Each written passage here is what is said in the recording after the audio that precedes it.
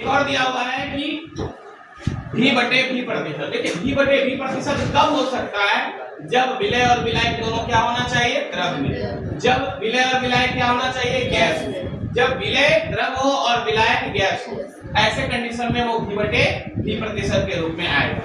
अब आयतन प्रतिशत जिसको हम लोग कहते हैं, उसी को ना कहते हैं आयतन प्रतिशत। अब देखिए क्या आयतन प्रतिशत क्या है कि यह विलय की सांद्रता मापने की एक विधि है। क्या है? एक विधि, यानी यह एक तरीका है, ठीक है, जो 100 मिलीलीटर विलियन में घुले हुए होते हैं। ठीक है, 100 मिलीलीटर विलियन में घुले हुए होते हैं।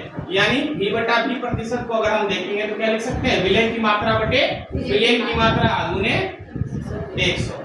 भार वाला में भी यही था और आयतन वाला में भी यही है। ठीक है, एक और देख लीजिए। अच्छा, इससे रिलेटेड एक न्यूमेरिकल लिख के यहाँ दिया हुआ है। क्या दिया है कि 70 ml एथेनॉल में 20 ml जल मिलाया गया है ना। 70 ml एथेनॉल में 20 ml जल मिलाया जाता है तो विलय की सांद्रता ज्ञात कीजिए। तो देखिए एथेनॉल 70 ml है और जो इसमें मिलाया क्या जाएगा? 20 ml जल में मिलाया जा रहा है तो टोटल सॉल्यूशन कितना हो जाएगा? 90। अच्छा 90 हो गया तो हमारे पास विलय कितना है? 70। 20 बटे 90 गुने में 100। इससे 0 0 खत्म, यानी 200 बटे 9 डिवाइड कीजिए तो 22.3।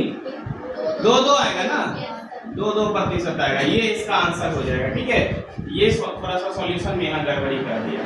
यहाँ भी देखो गड़बड़ी लिखा है, यहाँ सॉल्वेंट लिख दिया है, ये होना चाहिए था सॉल्यूट। सॉल्यूट ये हो जाएगा, सॉल्वेंट ये हो जाएगा, है ना। ये सॉल्यूट हो जाएगा, ये सॉल्वेंट हो जाएगा। इसको देख लेते हैं। इसमें देखिए क्या है कि द्रव्यमान आयतन प्रतिशत वाला में हम लोग देखें तो यह विलयन की सांद्रता निकालने की एक विधि है जिसमें विलय ठोस तथा विलायक तरल, यानी तरल का मतलब द्रव और गैस दोनों अवस्था में होगा।